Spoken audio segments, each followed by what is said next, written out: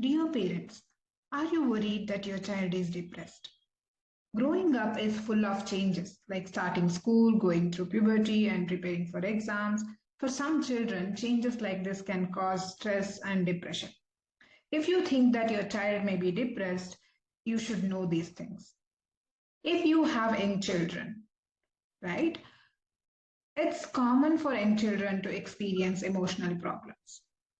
A headache or stomachache, persistent crying or difficulty being away from you can be major signs of an emotional problems. Also, loss of interest in play, getting irritated and difficulty concentrating are other signs. However, depression is rare among young children, but that doesn't mean that small children will not get into depression. So if you see or if you witness any changes, um, uncommon changes in your child's behavior, make sure that you take counselors' help. How about teenagers or older children? Right. So if you have older children, depression is quite common among teenagers nowadays, and signs and symptoms include persistent sadness or getting irritated for everything and difficulty in carrying out their very simple daily activities, loss of interest in activities that they normally would have enjoyed doing, withdrawal from others, not even meeting friends and talking to friends, and withdrawing from everything else, socializing, feelings of worthlessness or guilt, fatigue and restlessness, difficulty in concentrating, changes in appetite, not eating properly and not feeling hungry, or eating a lot, or sleep patterns, change sleep patterns, taking risks they wouldn't have normally taken. So all these are major signs and symptoms.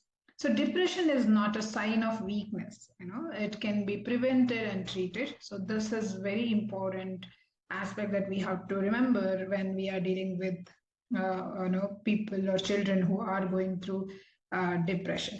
As a teacher or as a parent, what we can do: talk to child about how they are feeling and whether anything is worrying them. Speak to people you trust who know your child to see if they have noticed anything that might be worrying them. Pay particular attention to their well-being during life changes, like such as starting a new school or just stepping into teenage or puberty.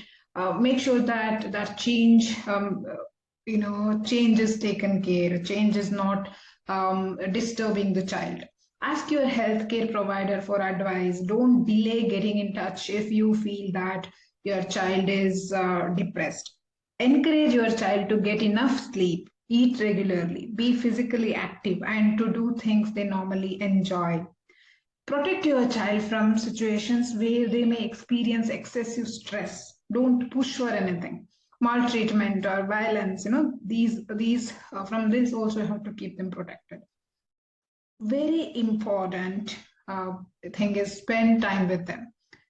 In today's world, most of the cases, both the parents are working and they are not giving enough time, or they may not be able to give enough time to their children. Obviously, when they are alone or when they are not taken care, if they have no one to go to, to share their worries, so they feel alone or lonely, and they may get into depression. So if a child has thoughts of self-harm or has already self-harmed, make sure that you seek help from the emergency services or healthcare professionals. Right? So you have to remember that if you think your child might be depressed, talk to them about how they are feeling and don't be afraid to seek professional help.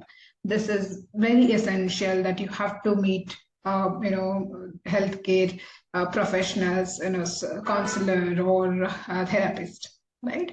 So these are the messages from World Health Organization, and I'm trying to share this important information with you so that our children be protected and be happy. Thanks a lot.